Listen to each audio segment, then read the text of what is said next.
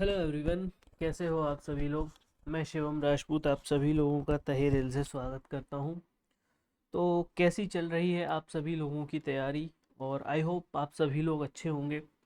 तो मैं ये जो वीडियो लेकर के आया हूं, इसमें हम लोग डिस्कस करेंगे कि जो D triple S B P R T का जो पेपर है, उसमें जो पार्ट बी है, जो आप लोगों का 100 नंबर का आना है, उसकी प्रिपरेशन कैसे की जाए, कहाँ से क्वेश्चंस आते हैं, कैसे पढ़ाई की शुरुआत करनी है।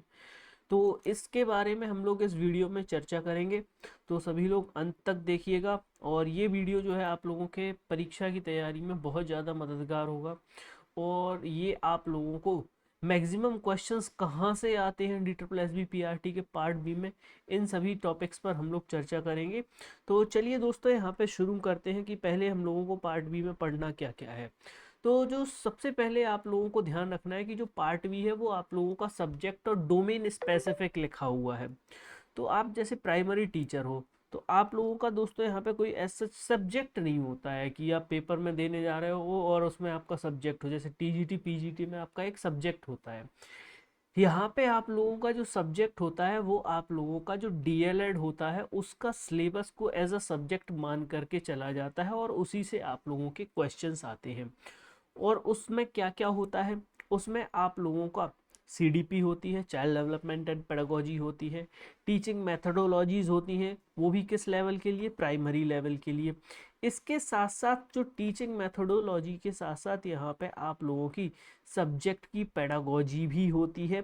इसमें सब्जेक्ट में ध्यान रखना है कि 3-4 से दोस्तों यहाँ पर 5 से 10 क्वेश्चन तक, 3 से लेकर 10 क्वेश्चन तक मैं मान के चलता हूँ कि कई बार कंप्यूटर के भी यहाँ पे क्वेश्चंस पूछे गए हैं। तो जो कंप्यूटर का नॉलेज है वो भी दोस्तों यहाँ पे आप लोगों के लिए इसमें कई बार पूछा जाता है।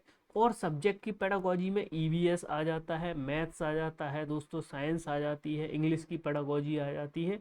तो ये सभी चीज़ें आ जाती हैं, एजुकेशन साइकोलॉजी आ जाती है, इंक्लूसिव एजुकेशन से रिलेटेड क्वेश्चंस आ जाते हैं, क्लासरूम मैनेजमेंट से रिलेटेड क्वेश्चन आ जाते हैं, असेसमेंट एंड एवेल्यूएशन से रिलेटेड क्वेश्चंस आ जाते हैं। तो ये जो टॉपिक्स दिख रहे हैं ये बहुत छोटे टॉपिक्स दिख रहे हैं, लेकिन अगर आप इनका जब पढ़ाई करना स्टार्ट करोगे ना, तो ये दोस्तों बहुत ही वास्ट दोस्तों यहाँ पे सिलेबस हो जाता है। अब कहाँ से इसकी पढ़ाई करनी है, तो जहाँ तक आप लोग देखोगे कि मेरा अनुभव रहा है कि जो D triple S B P R T का पार्ट बी है, वो यहाँ पे अधिकतर आप लोगों का जो एन आई ओ एस की वेबसाइट है, वहाँ पे जो एन आई ओ एस की जो बुक्स अवेलेबल हैं, उनमें से दोस्तों यहाँ पे आप लोगों को देखने को मिलता है। अब यहाँ पे आप देख रहे होगे कि D triple S B P R T के लिए जो एन आई ओ एस की बुक्स है वो कहाँ से लानी है, कहाँ से देखना है। तो उसके लिए एन आई ओ एस की जैसे ही वेबसाइट पे जाओगे तो वहाँ पे आप लोगों को कोर्स दिए हुए हैं। जैसे ये कोर्स 501 है, इस कोर्स का नाम है elementary education in India, a socio cultural perspective. ये जो पीडीएफ डली हुई है ब्लॉक 1 ब्लॉक 2 ब्लॉक 3, ये जो है थ्योरी की पीडीएफ है। और ये जो लास्ट में दिया है ये असाइनमेंट दिया है। ये यहाँ पे आप लोगों का इंग्लिश मीडियम के लिए दोस्तों यहाँ पे हो जाता है। और यहाँ पे आप देखोगे ये जो है आप लोगों के हिंदी मीडियम के लिए दोस्तों यहाँ पे सेम पीडीएफ देखने को मिल जाती है। हिंदी मीडियम की जो पीडीएफ है उसमें कुछ कुछ कंटेंट जो है मुझे लगा कि ये छूटा हुआ है, डायरेक्टली ट्रांसलेट नहीं किया है। तो उसके लिए मैं आप लोगों से कहूँगा कि इंग्लिश की पीडीएफ को दोस्तों यहाँ पे एक बार हिंदी के साथ साथ थोड़ा सा एक बार मिलाते हुए पढ़ते चलना। यहाँ पे आप देखोगे कि एनआईओएस ने कुछ वीडियोस भी डाल रखी हैं। अब ये जो वीडियोस का जो लिंक दिया हुआ है, ये वीडियोस बहुत अच्छे हैं, लेकिन इन वीडियोस के साथ कुछ थोड़ी सी समस्या भी है। समस्या ये है कि ये जो वीडियोस हैं दोस्तों यहाँ पे आप लोगों को बहुत ज़्यादा बड़े हैं, इनकी संख्या काफ़ी ज़्यादा है, और इनको पढ़ने के लिए आप लोगों को बहुत ज़्यादा समय चाहिए। तो इतना समय आप लोगों को, मतलब मैं कह सकता हूँ कि अगर आप एक वीडियो देखना स्टार्ट करोगे, अब वीडियो अकेला देखोगे नहीं, उसके साथ साथ उसके नोट्स भी बनाओगे। तो यहाँ पे इन वीडियोस को देखने के लिए आप लोगों को कम से कम 8 से लेकर 9 महीने का समय चाहिए, तब जाके ये पूरे वीडियोस आप लोगों के कवर होंगे। तो वीडियोस से अच्छा है कि आप थोड़ा पीडीएफ को दोस्तों यहाँ पे एआई की मदद से उनकी समरी पढ़ लो, इसके अलावा खुद से भी इनको पढ़ने की कोशिश करो। अब इन पीडीएफ्स को पढ़ने की भी दोस्तों यहाँ पे ट्रिक है।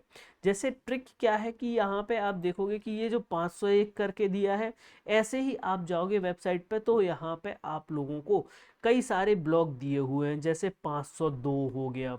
502 ब्लॉक जो है ये मोस्ट इम्पॉर्टेंट है, इसका हर एक पेज इम्पॉर्टेंट है, इससे सबसे ज़्यादा क्वेश्चन आ जाते हैं।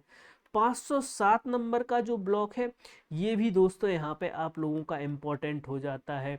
और 501 नंबर का जो ब्लॉक है ये थोड़ा सा दोस्तों यहाँ पे आप लोगों का कम इम्पोर्टेंट हो जाता है। तो पढ़ना सबको है, लेकिन मैक्सिमम क्वेश्चन जो आते हैं वो 502 और 507 ब्लॉक से आते हैं।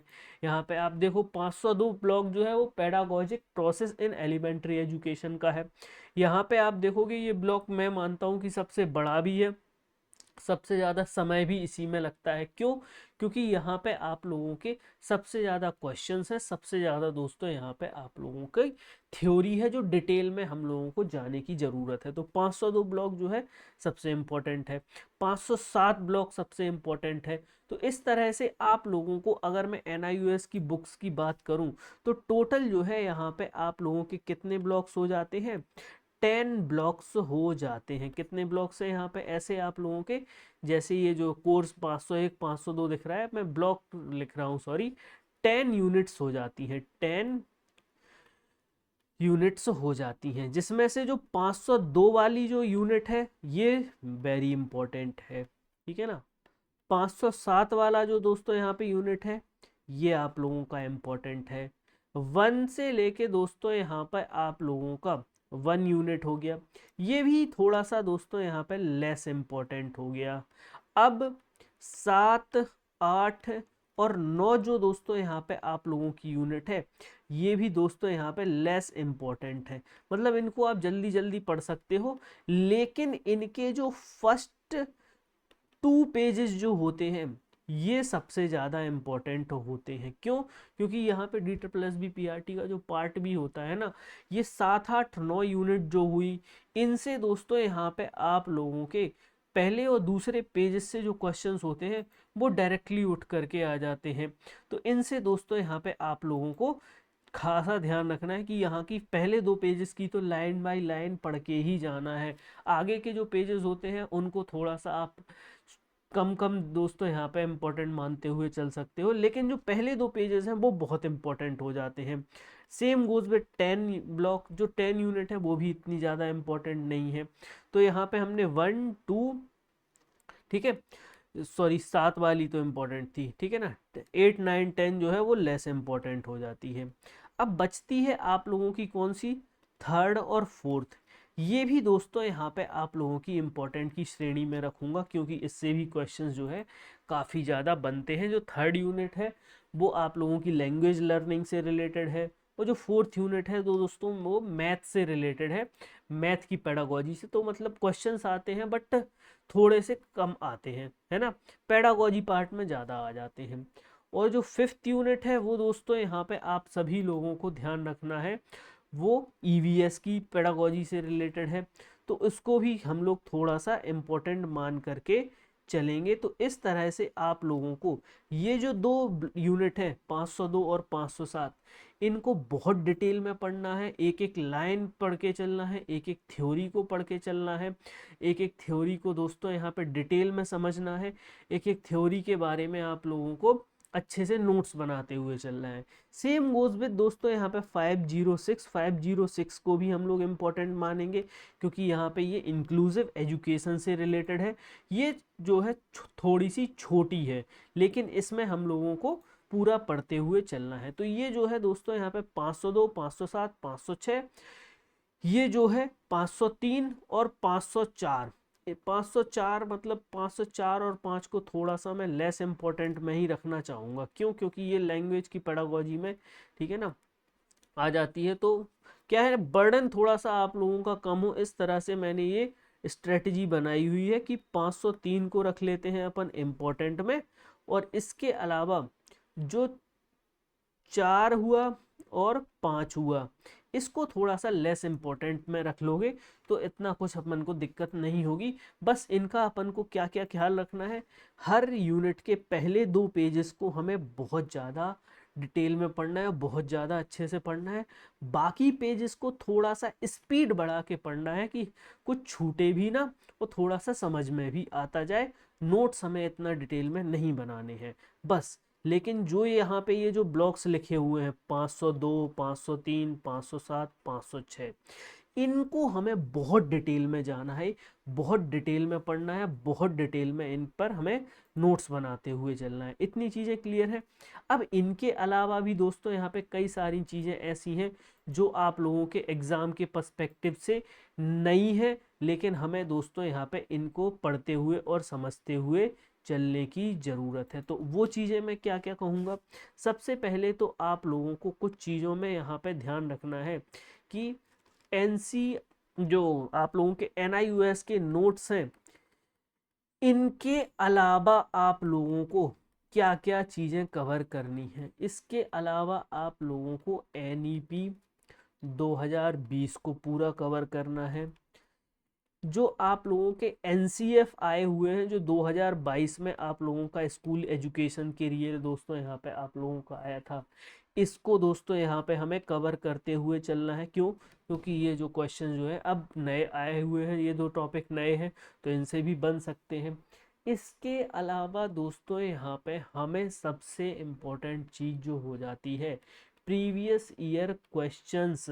अराउंड हमें 6000 प्लस क्वेश्चंस यहाँ पे प्रीवियस ईयर सॉल्व करके जाने हैं। इसके लिए कौन सी बुक में ये क्वेश्चन सारे एक जगह मिल जाएंगे? तो एक दोस्तों यहाँ पे अमेज़ॉन फ्लिपकार्ट पे ये बुक है, सरोहा पब्लिकेशन की बुक। ठीक है, तो इस बुक को आप लोग मंगा लोगे तो ये बुक भी 2 प्रकार से मिलती है। एक मिलती है आप लोगों को यूनिट वाइज बुक और एक मिलती है चैप्टर वाइज। तो यहाँ पे मैं आपसे कहूँगा, सॉरी यूनिट वाइज नहीं, यहाँ पे एक मिलती है अकेले एग्जाम पेपर वाली है, एग्जाम पेपर वाली, और एक मिलती है चैप्टर वाइज। तो चैप्टर वाइज वाली जो बुक है उसमें आप लोगों की पेडागोजी ओनली के क्वेश्चन मिलेंगे, और एग्जाम पेपर वाली जो बुक है उसमें आप लोगों को एक बार देख लेना जनरल पेपर भी हो तो अच्छा है। तो ये वाली जो बुक है जो पेपर वाली है उसको मंगाओगे, उससे प्रिपरेशन करोगे, उससे क्वेश्चन लगा के जाओगे, वो ज़्यादा दोस्तों आप लोगों के लिए मददगार होगी। उसी से दोस्तों यहाँ पे हम लोगों को जनरल पेपर जो है उसके क्वेश्चन सॉल्व करके जाने हैं। क्यों? क्योंकि यहाँ पे हमारा सबसे बड़ा जो दोस्तों यहाँ पे हथियार रहेगा सिलेक्शन में, वो आप लोगों की रहेगी स्पीड। भैया 2 घंटे में आप लोगों को 200 क्वेश्चन सॉल्व करके जाना है, और जिसमें मैं कहूँगा कि जो पेडागोजी के जो 100 क्वेश्चन हैं इनको आपको घर पे सॉल्व करने की आदत डालनी है 50 मिनट के अंतर्गत। 50 मिनट में आप लोगों को ये 100 क्वेश्चन हल करने की आदत डालनी है, तभी दोस्तों वहाँ पर जाके आप लोग पेपर में उस स्पीड से कर पाओगे कि 2 घंटे में सारे क्वेश्चन अटेम्प्ट हो पाए। एक्यूरेसी भी बढ़ानी है क्योंकि 1/4 की आप लोगों की नेगेटिव मार्किंग भी है, उससे भी हमें बचते हुए चलना है। तो इन सारी चीज़ों का ध्यान रखते हुए हमें अपने पेपर बी की प्रिपरेशन करनी है। एनआईओएस के नोट्स, एनईपी 2020, नया वाला जो एनसीएफ है स्कूली एजुकेशन के लिए उसको, प्रीवियस ईयर क्वेश्चंस के लिए सरोहा पब्लिकेशन की जो बुक्स हैं वो, और मॉक टेस्ट में भी कोई और टेस्ट पेपर मत लगाना, प्रीवियस ईयर क्वेश्चंस को ही लगाना है। इन सारी चीज़ों पे हमें ध्यान रखना है। तो ये आप लोगों को अभी से करना स्टार्ट करोगे तब जाके जब पेपर होगा तब तक आप लोगों की स्पीड बन पाएगी। तो कोई भी और डाउट हो पार्ट बी से रिलेटेड, जनरल पेपर से रिलेटेड, तो आप लोग कमेंट करके पूछ सकते हो। बाकी आप सभी लोगों को DIT+B PRT से रिलेटेड मैं जल्दी ही पार्ट बी की दोस्तों थ्योरी के साथ साथ प्रीवियस ईयर क्वेश्चंस की भी वीडियो अपने चैनल पे स्टार्ट करूंगा, जिसमें आप लोगों के साथ मैं लाइव जुड़ करके वो पेपर सॉल्व कराऊंगा। और एक दिन में कोशिश रहेगी हमारी कि 50 क्वेश्चंस को हम लोग कम से कम डिस्कस करें। क्यों? क्योंकि यहाँ पर डिस्कशन करेंगे तभी दोस्तों यहाँ पे आप लोगों के जो डाउट्स हैं मैं उनको भी सॉल्व करता जाऊँगा। साथ ही साथ दोस्तों आप लोगों की प्रिपरेशन में भी किस तरह के क्वेश्चंस आते हैं उनका भी आप लोगों को आइडिया लग जाएगा। तो वीडियो में जुड़ने के लिए सभी लोगों का धन्यवाद। चैनल को सब्सक्राइब करके दोस्तों यहाँ पे अपने दोस्तों के साथ शेयर कीजिए, क्योंकि यहाँ पे मैं आप लोगों के लिए नए वीडियोस डाल रहा हूँ, तो ये आप लोगों के लिए काफ़ी उपयोगी रहेंगे। Thank you.